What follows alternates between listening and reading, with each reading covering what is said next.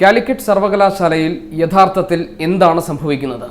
സർവകലാശാല vice chancellor doctor M Abdul സലാമാണ് ഇന്ന് എന്നോടൊപ്പം വ്യൂ പോയിന്റിൽ.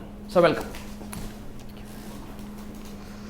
ഒരു സർവകലാശാലയിലെ അധ്യാപകരുടെയും ജീവനക്കാരുടെയും സംഘടന, വിദ്യാർത്ഥികളുടെ സംഘടന എല്ലാവരും ഒരുപോലെ വൈസ് ചാൻസലറുടെ നടപടികളെ എതിർക്കുന്നു. സർവകലാശാലയിൽ സർവാധിപതിയായി വൈസ് ചാൻസലർ പ്രവർത്തിക്കുന്നു എന്നതാണ് അവരുടെ ആക്ഷേപം. പക്ഷേ താങ്കൾ ഇന്നലെ മുഖ്യമന്ത്രിയെ കണ്ടപ്പോൾ പറഞ്ഞത് ഭരിക്കാൻ വിട്ടവർ എന്നെ ഭരിക്കാൻ അനുവദിക്കുന്നില്ല എന്നാണ്.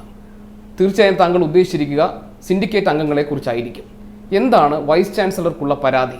ആരാണ് താങ്കളെ ഭരിക്കാൻ അനുവദിക്കാത്തത്? ഇതിന് മുന്നോടിയായിട്ടൊരു കാര്യം ഞാൻ പറയുന്നുണ്ട്. 2011 ആഗസ്റ്റ് 12 ഞാൻ ഈ സർവകലാശാലയിൽ വൈസ് ചാൻസലർ ആകുന്നത്. ഇപ്പോൾ 38 മാസം കഴിഞ്ഞു, ഇനി 10 മാസം. അന്ന് ഞാൻ വളരെ എന്തൂസിയാസത്തോടു കൂടിയും അംബിഷനോടുകൂടിയും ഒരു മേജർ ചേഞ്ച് കാലിക്കറ്റ് യൂണിവേഴ്സിറ്റി കൊണ്ടുവരണമെന്നുള്ള ആഗ്രഹത്തോടു കൂടിയാണ് വന്നത്. ഞാൻ വന്നപ്പം മനസ്സിലാക്കിയത്, അന്ന് യൂണിവേഴ്സിറ്റിയുടെ പേരിൽ കുറേ പേർക്ക് ജോലി കൊടുക്കാനും കുറേ പേർക്ക് പ്രൊമോഷൻ കൊടുക്കാനും കുറേ രാഷ്ട്രീയ പാർട്ടികൾ വളരാനും, അത് കുട്ടികളുടെ ലേബലിലാവാം, അല്ലെങ്കിൽ സാറന്മാരുടെ ആവാം, അല്ലെങ്കിൽ ജീവനക്കാരുടെ ആവാം, അങ്ങനെ കുറേ രാഷ്ട്രീയ കൾച്ചർ മാത്രം, പൊളിറ്റിക്കൽ കൾച്ചർ മാത്രം വളരുന്ന ഒരു ക്യാമ്പസും നിറച്ച് കാടും 6-7 കൊല്ലം പഴകിയ റിസൾട്ടുകളും, പിന്നെ പേപ്പർ കാണാതിരിക്കുക, 47,000 സർട്ടിഫിക്കറ്റ് കൊടുക്കാതിരിക്കുക, ഇങ്ങനെ അരാജകത്വം വാഴുകയും, അരാജകത്വം കുട്ടിക്ക് കഷ്ടപ്പാട് വാഴുകയും. അന്ന് ഒരു കുട്ടി പറഞ്ഞ വാചകം, സാറേ കാലിക്കറ്റ് സർവകലാശാലയിൽ രജിസ്റ്റർ ചെയ്ത അവൻ്റെ 7.5 ശനി തുടങ്ങി എന്ന് പറഞ്ഞുള്ള അന്നത്തെ അവസ്ഥ അന്നെന്നെ വല്ലാതെ ദുഃഖിപ്പിച്ചു. ഞാൻ പഠിക്കുന്ന കാലത്ത് ഒരു 100% വിദ്യാർത്ഥിയായിരുന്നു. അതുകൊണ്ട് എൻ്റെ മനസ്സെപ്പോഴും, അന്ന് രാഷ്ട്രീയമൊന്നുമില്ല, അന്നുമില്ല, ഇന്നുമില്ല, ഒരിക്കലും ഇല്ല. എൻ്റെ മനസ്സെന്നും ഒരു കുട്ടിയുടെ ആവശ്യങ്ങളെ സെൻറ്റർ ചെയ്തുകൊണ്ടാണ്. അവന് സമയത്ത് ക്ലാസ് എടുക്കുക, സമയത്ത് പരീക്ഷ നടത്തുക, സമയത്ത് അവനെ ഇറക്കി വിടുക, സർട്ടിഫിക്കറ്റ് സമയത്ത് കൊടുക്കുക, റീ എക്സാമിനേഷൻ്റെ സമയത്ത് എടുക്കുക.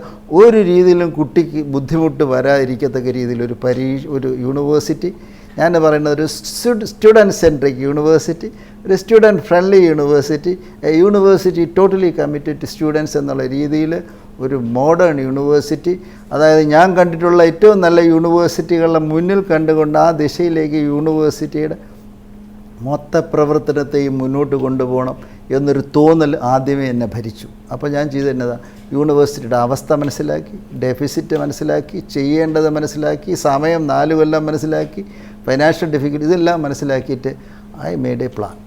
ആ പ്ലാൻ ഓഫ് ആക്ഷൻ ആദ്യത്തെ 2 കൊല്ലമൊക്കെ ഭംഗിയായിട്ട് പോയി, 2.5 കൊല്ലം വരെ ഭംഗിയായിട്ട് പോയി. ഒരുപാട് ഈ പറഞ്ഞ ഡെമോക്രസിയും അടിയും വഴക്കുമൊക്കെ ഉണ്ടായെങ്കിലും അതിന് കാരണങ്ങളുണ്ട്, അത് ഞാൻ പറയാം. എന്നെ ഏറ്റവും കൂടുതൽ സന്തോഷിപ്പിക്കുന്നത് 2 കൊല്ലത്തിനകം 682 ഇന്ത്യൻ യൂണിവേഴ്സിറ്റികളിൽ 46ാമത്തെ റാങ്കിൽ കിടന്ന യൂണിവേഴ്സിറ്റി 26ലേക്ക് വന്നു എന്നുള്ളത് എന്നെ വല്ലാതെ സന്തോഷിപ്പിച്ചു. കഴിഞ്ഞ 2 ആഴ്ചയ്ക്ക് മുമ്പ് ലോകത്തിലെ 10,000 യൂണിവേഴ്സിറ്റികളിൽ കാലിക്കറ്റ് സർവകലാശാലയിലെ ഗൂഗിൾ സെർച്ചിൽ യൂണിവേഴ്സിറ്റി റാങ്ക് ചെയ്തപ്പോൾ കാലിക്കറ്റ് സർവകലാശാല 4ാമത്തെ റാങ്കിലേക്ക് വന്നു എന്നുള്ളതും എന്നെ വല്ലാതെ ആഹ്ലാദിപ്പിച്ചു. അത് മാത്രമല്ല, ഈ 38 മാസം വിപ്ലവകരമായ മാറ്റത്തിൻ്റെ കാലമായിരുന്നു.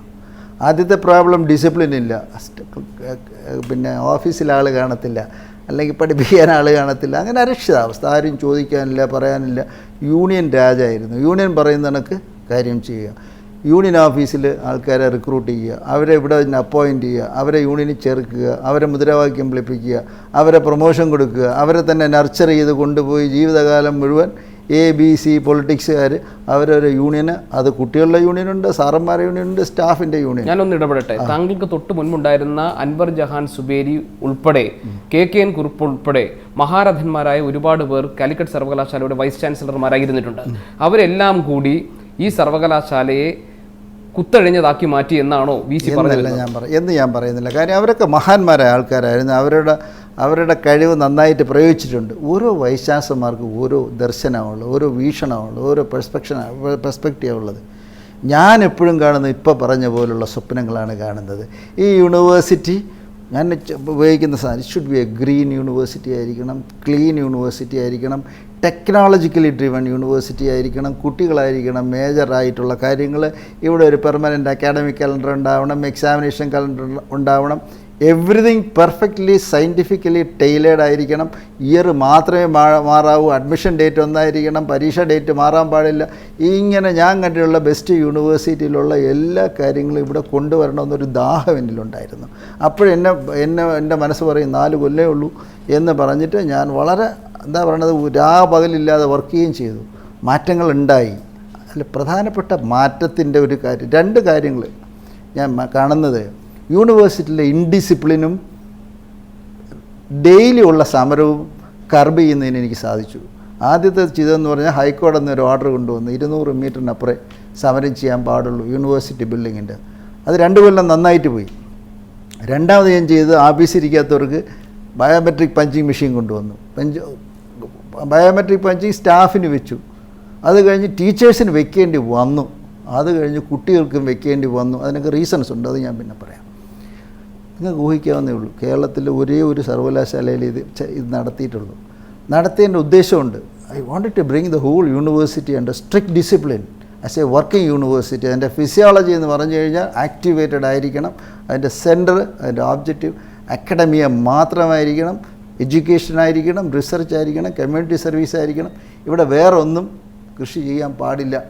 താങ്കൾ കണ്ടിട്ടുള്ള ലോകത്തിലെ ഏറ്റവും മികച്ച സർവകലാശാലകളിൽ എവിടെയാണ് സംഘടനാ പ്രവർത്തനങ്ങൾ അല്ലെങ്കിൽ രാഷ്ട്രീയ പ്രവർത്തനങ്ങൾ നിയന്ത്രിക്കപ്പെട്ടിട്ടുള്ളത്? എവിടെയാണ് സ്വതന്ത്രമായ സ്ത്രീ പുരുഷ സൗഹൃദങ്ങളും അവർക്ക് തമ്മിലുള്ള പഠനത്തിൻ്റെ അടിസ്ഥാനത്തിലുള്ള ആശയവിനിമയങ്ങൾക്കും നിയന്ത്രണം ഏർപ്പെടുത്തപ്പെട്ടിട്ടുള്ളത്? എവിടെയാണ് ഇതുപോലെ റിസർച്ച് സ്കോളേഴ്സിന്, റിസർച്ച് സ്റ്റുഡൻസിന് പഞ്ചിങ് ഏർപ്പെടുത്തിയിട്ടുള്ളത്? വളരെ നല്ല ചോദ്യമായി ചോദിച്ചത്. ഞാൻ പറയണത്, ഞാൻ ഇതിന് മറുപടി പറയുന്നത്, എല്ലാ യൂണിവേഴ്സിറ്റിയിലും ഉണ്ട്, പൊളിറ്റിക്സ് ഉണ്ട്. പക്ഷേ പൊളിറ്റിക്സിന് വേണ്ടി മാത്രമാണ് വരുന്നത് യൂണിവേഴ്സിറ്റി വരുന്നത് പഠിക്കാനാണ് വരുന്നത്. അവിടെ പൊളിറ്റിക്സ് വേണ്ട എന്നല്ല, സീറോ പൊളിറ്റിക്സ് അല്ല ഞാൻ പറയണത്. We can have A tolerance level. അല്ലാതെ പൊളിറ്റിക്സിന് മാത്രമാക്കി കഴിഞ്ഞാൽ പിന്നെ ഇങ്ങനെ വിദ്യാഭ്യാസം നടക്കണേ. രണ്ടാമത് ചോദിച്ച ചോദ്യം സ്ത്രീ പുരുഷ സൗഹൃദങ്ങൾ, അതിന് ഒരു റെസ്ട്രിക്ഷനും ഇല്ല. അത് മെച്ചുവറായ ഒരു ആണിനും പെണ്ണിനും ഫ്രീ ആയിട്ട് മൂവ് ചെയ്യുന്നതിന് എവിടെയാണ് റെസ്ട്രിക്ഷൻ ഉള്ളത്? ഇവിടെ അങ്ങനെ ആവണം എന്ന് തന്നെയാണ് ഞാൻ പറയണത്. ഇവിടെ അങ്ങനെയാണ്. അവിടെ ആരാ റെസ്ട്രിക്റ്റ് ചെയ്തിട്ടുള്ളത്? അവരുടെ സൗഹൃദം വളരട്ടെ, അവർ ഹെൽത്തി ആയിട്ട് വളരട്ടെ. നമ്മുടെ കൾച്ചറിന്